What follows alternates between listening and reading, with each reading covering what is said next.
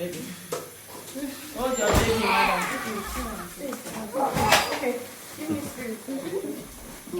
7 o'clock. 7, doctor. Okay. So guys, I'm 1 week postpartum, meaning I gave birth a week ago. Now I'm going to be sharing my labor story. It's a story you want to hear. So this particular baby, this is my third pregnancy and my third child, right? So this particular pregnancy, I was expecting it to come out. I was expecting it to come out in 39 weeks at max, right? I wanted a December baby because it's December baby, right? So I didn't start earlier. Previously, my other pregnancies at 35, 36 weeks, I've started exercise and started other things I'll be doing. But this particular one, I waited until 1st of December. Then I was already 37 weeks. That was when I started my exercise and every other thing I do to induce labor. So prior to this one, my second baby came at 38 weeks. So this particular day, I went to buy my raspberry tea. If you know, raspberry tea induces labor. Let's take raspberry tea together. So this is raspberry tea. You can see. What's that? It helps to induce labor. What's that? So if you know, raspberry tea induces labor. I bought dates. I was eating dates like mad. I have been eating pineapple even from the beginning. It doesn't do anything to my pregnancy like other people used to say that it affect their baby, right? So I was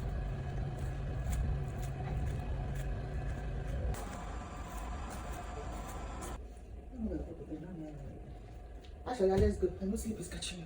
I was doing exercise. I was working out every morning, every evening, 1 hour walk, 30 minutes walk, 45 minutes walk, anyhow my body carried. So all my mind was this baby was going to come out even before 39 weeks. Almost when I clocked 39 weeks and baby is not out yet, I was like, oh my god, what is going on? I kept waiting and I get to 40 weeks, baby did not come out, and I'm like, hey, this is strange. Because my first child stayed on up to 40 weeks. I was like, oh, this is strange. I went to the doctor for normal doctor visitation that 40th week. Even now at my 39 week, I've already told the doctor, what are we going to be doing? Doctor said we can't do anything. So I was like, okay, no problem. I waited 40 weeks on dot was the day of my appointment. When I went to see the doctor at 40 weeks, I was asking the doctor, what are we going to do about this pregnancy? The doctor said, we'll wait until 41 weeks. That 41 weeks is the maximum, that they don't cross 41 weeks. And for 41 weeks should be around 20 something of December.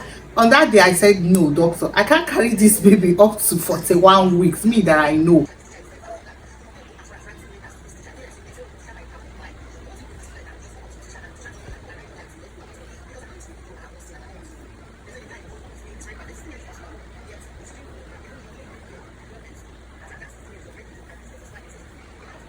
It's time for exercise. Let's get the baby out. Okay, let's go get it. I'm already tired. 40 weeks is enough. I'm going to be giving this baby 3 days grace to come out. If at 3 days baby did not come out, I'm going to come for induction. So we talked about it, and we booked for induction 3 days later, which fell on a Sunday. But that Sunday I just woke up, I wasn't feeling myself, I wasn't feeling too okay. I said, no, this is not the right time to do this, and so many things. It was just scattered. I've already dressed up, taken my bath, and I asked my husband, do you think we should do this? Let's just give baby a little time again. So my husband was like, oh, just check your mind, anything you want. I checked my mind, and my mind did not allow me to go, so I didn't go on that Sunday. I planned to go on the next day.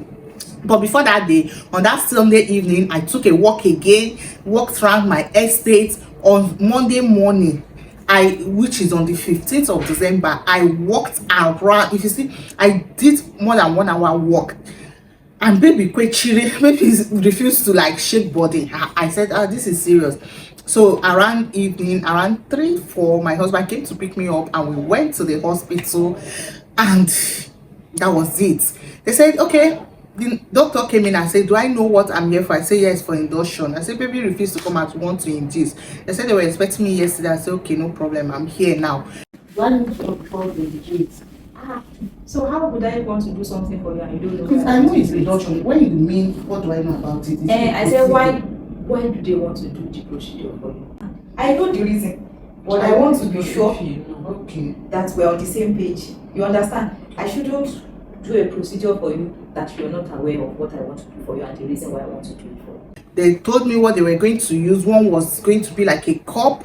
They will put it inside there and it will go deep into the savannah to open it up. They said the next day when it follows, then I will be like around 5 cm and labor will kick off, right?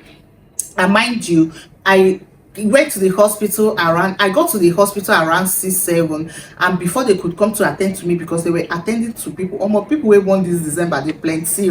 That morning we were like 5, so they were attending to other people, and around 10, that's when they came to attend to me, right? So when she told me, I said okay, no problem. She said, I told them I hope this one is not painful. They say if I cooperate it won't be painful.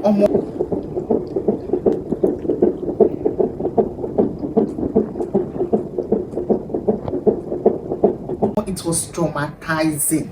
My first baby, I was induced, but trust me, the induction they used was tablets, not this one they are calling this one. So when we went there, you know, now you open your leg and they started fixing this thing that is looking so big like a bottle. The woman was going deep and I was just screaming. I said no, I can't do this, no. And she checked and she said my cervix is still very much closed. I said, this baby never even ready come. I thought when I will come to the hospital they would tell me, oh, you're 1 cm, you're 2 cm, or you're 3 cm, and my cervix was still closed. I said thank God I came. Then when they tried inserting that thing, it didn't work because my cervix was closed. There was no place the stuff can clock in, and they removed it. It was falling off. They removed it. The woman said, if she try more, she can get it, but she doesn't want to traumatize me. I said, yes ma'am, please don't traumatize me. I don't want to be traumatized. Okay, so she removed it and she tried the second one. The second one is like an iron. It has opening. You still have to insert. When she tried, I was just screaming. She said, I said, I've not started labor. Why this pain? This pain is too much. Allow me start the labor first now. So she removed it. Then she finally went and did membrane sweep. That's when she now swept the membrane very well and inserted the tablet. She told me, this is not going to be a very hard labor. Maybe she saw the cervix was soft. You know, there's a difference between soft cervix and date doesn't induce labor. That's what people don't understand. It only help your cervix to be soft so that the labor will not last for a long time, right? So she now put the tablet. She said it's going to be a quick labor, and I went in. Around that 10, I slept off. I and my husband, we slept off.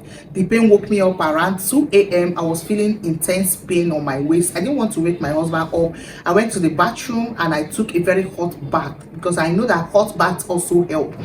So I stayed in the bathroom for over 2 hours because while I was pouring the hot water on my body, I wasn't feeling any pain anymore. I was like, oh, this is a therapy. This is a remedy. Let me keep doing this. So I was just there pouring the water on my stomach, all of part of my body, and the pain was not, I would feel like the pain was trying to come, but I don't feel that intense pain, right? I stayed in the bathroom till 4. That was when I now came out. When I came out, I said I dressed up and I was still feeling little pain. It's not like little, but if this is how labor pain is, it's not like very painful to me. I was just feeling the cramping and all of that, and I slept for me to be able to sleep. And this is the first time I will be in labor and I'm able to sleep. Okay, for my first and my second child. Where is the sleep? So when I was feeling the pains and I was just managing it, I didn't want to wake my husband up. I didn't even want to call the doctors because I felt like, oh, this is not the pain that will make the baby come out. This is just the beginning. So I was just enjoying it. Not until 6 a.m.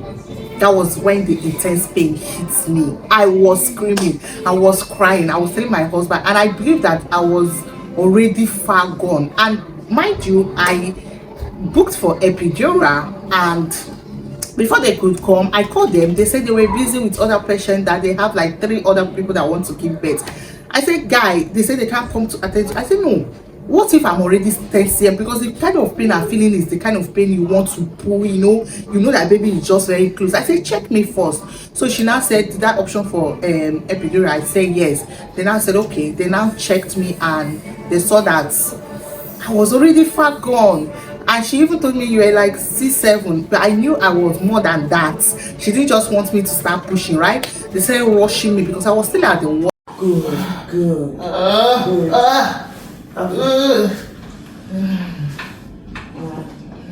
At this stage, I would advise to can't do epidural. Rushing me because I was still at the ward at this point. They started rushing me, pushing me out, trying to get me to the delivery room and all of that. And the people they said they were checking, I delivered before all of them, if not, yes, almost all of them, because while I was there, when I delivered, that's when they said the woman was already 7 cm, they want to bust her water, right?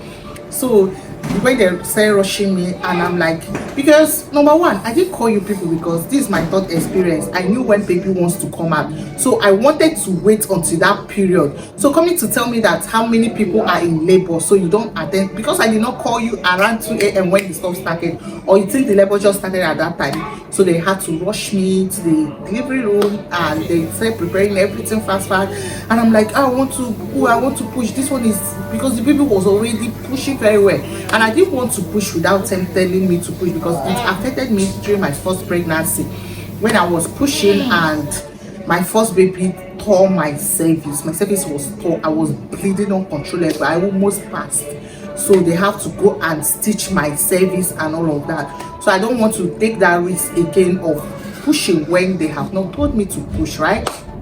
So I was just there enduring and saying, but I need to push. That was when immediately we got to the delivery room. It was not far from the ward. They said, yeah, you can now push. That was when I said push. I was like, okay. When they now said push, the pushing wasn't just coming forth. I tried. I was just meanwhile, I've already told my husband to capture everything because I want to share with you guys. I was like, instead of the baby to start coming out the head, it was pull. I said, I'm pulling all and all of that, and they say keep pulling. Thank God for that midwife. She's a great woman. She did so amazingly well. Thank you for that. So she just held the baby's head. When she saw, she said baby's head is already here. When she saw the head, she held the baby's head, and she was helping me to bring out the baby. I didn't even do more of pushing, unlike my other children. I would do my husband was like, it's so fast. Yeah, it was just so fast, and baby was here, and that was it. It was a nice experience. But guess what? The baby gave me a pie. All of my baby, once they are coming out with pie. This is how I pushed my baby of 3.65 kg without no tear. Guess what? Okay, when they were about stitching, and I'm like,